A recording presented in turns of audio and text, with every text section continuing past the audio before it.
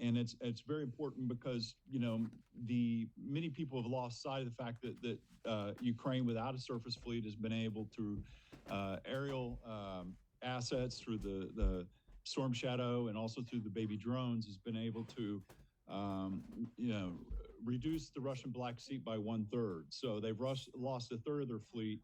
And this is certainly an achievement in naval warfare and through use of the Storm Shadows using these cruise missiles. So when we talk about 2024 being the year of the Black Sea, what we've seen so far is that the western coast of Crimea has now steadily pushed the Russian Navy back to the point where the Russian Black Sea Fleet is now staying in port.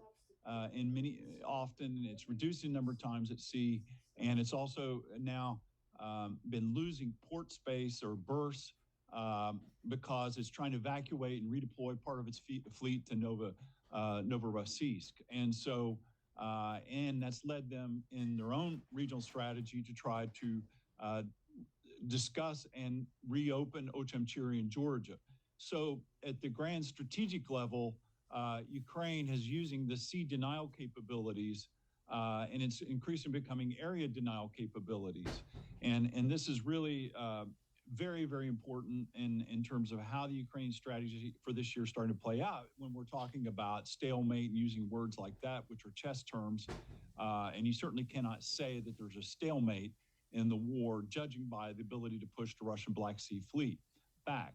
Now, what Ben has talked about earlier on the other panel was this being the year of munitions, the importance, and that hopefully we'll have a supply of munitions coming in. But what we're seeing through the naval warfare aspect is through, as Admiral Kobeniko said, Russia has lost five, if I understood the term, 5 of 13 Russian landing ships are only available now. So this means that the Russian ability to resupply forces in Crimea is coming by sea. Now, yes, there is the Kerch Strait Bridge, but that bridge has been alternating at certain levels because of Russian fears of sabotage. So the munition trains that are coming across are not, I don't know access to the intelligence, I don't know how often they are, but they're limited because of this Russian fear of another attack on the bridge. So in the realm of grand strategy, the Russians are being forced to supply Crimea increasingly with these landing ships. So if they're losing that capability, then that means the Kerch Strait Bridge becomes more important. Now, in the discussion, what I wrote about on January 17th in the Hill was the real issue. What they need are the Taurus missiles from Germany. HIMARS won't do it. It's my understanding that the Taurus has a warhead that can penetrate a hardened structure and penetrate it with a second charge that enables it to cause a devastation and force the Kerch Strait Bridge to become inoperable. And this is what they need. Now, this has preceded what happened with Kherson and a lot of the HIMARS attacks on the bridges across the Dnipro. So in the realm of grand strategy, this is what we're seeing with the pieces on the chessboard being moved by Ukraine. Because in order to crack the Surovikin line, as Ben pointed out in my question to him today, is that you need to disrupt the supply and attack command and control nodes, but you also have to disrupt their supply. So if the supply can't come through the south to supply their forces defending the Surovikin line through Crimea, then that forces the Russians to shift through supply through the Mariupol area, but that's why they're rebuilding the railroad supply system for Mariupol so that in case they're cut off in Crimea, they can switch to that. It's my understanding they still haven't been able to get that railroad system going to supply their forces in the south. So this is why this year is such a critical year, and a part of this has gone from the sea denial aspect to the area denial. Now, what we're seeing now with the two recent attacks, you had February 2nd, you had an attack on Ivanovets, which was a large corvette that was damaged and sank. And then you followed this with the Cesar Sinikov that was destroyed and sank on February 14th. So That was Ukraine's Valentine's Day gift to Putin. Now, what you're seeing here, which is really interesting in naval warfare, is the emergence of what I termed and tweeted about. So I want to own this. It's the emergence of Ukrainian wolf packs. So they're using the Magura 5 drones in swarm attacks. So it's gone not just from one or two drones attacking a Russian warship to attacking. They used 5 drones in a concentrated attack, which sank the Russian landing ship. Now, this is really, really important because these swarm attacks, the Russian warships don't have the close-in gun support to attack these drones that are attacking at night. And so this is the problem, as you know, the Moskva, when the pictures of the Moskva was sank, you see a lot of the naval guns were pointed up in the air. They weren't pointed down in the ground. And so there was a reaction time for these Russian warships because they don't know quite how to defend themselves against incoming missiles and also against the drones. So this is a transformation, I think, that is occurring in drone warfare.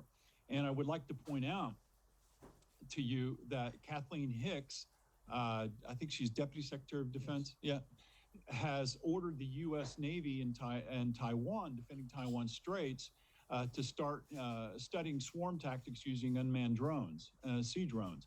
And this is a direct corollary to the defense of Taiwan, lessons learned from Ukraine. So it's a huge transformation, I think, that is occurring, but it's not getting the proper attention that it deserves. Now, as Ukraine tries to keep pushing, on one side of Ukraine, the theater of warfare now is shifting to the eastern Black Sea, northeastern part of the Black Sea. The downing of the A-50 was done in Krasnodar. There were 3 theories on why this happened. One was that they modified an A-200. The other was it was friendly fire. Russians actually shot down their own second version of their own AWACS. And the other version is it was a man-pad. Now, there's conflicting theories about why that happened, but the point is that over Russian territory in Krasnodar, a Russian aircraft was destroyed by either an A-200 or a man-pad. So if it's a man-pad, if you go with that line of thinking, that means the Ukraine Special Forces are now operating inside Krasnodar, and that's a huge game-changing development if that's true.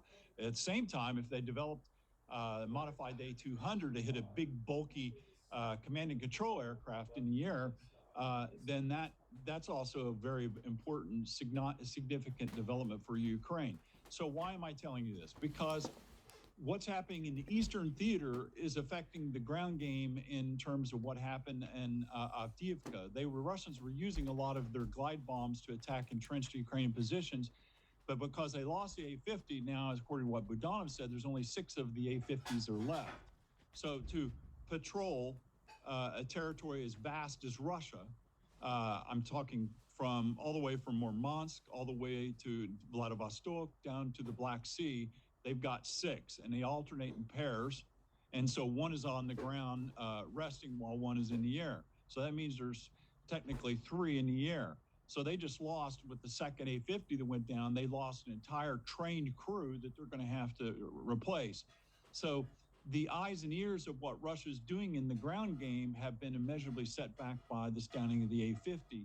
So what is happening in the northwestern Black Sea theater is affecting also the defense and what we're seeing on the ground, because in the last couple of days, there's been a surge of Russian drone flights over the battlefields in Donbass because they've lost a lot of their eyes and ears with this A-50. And that's my understanding from talking to people that here attending this conference.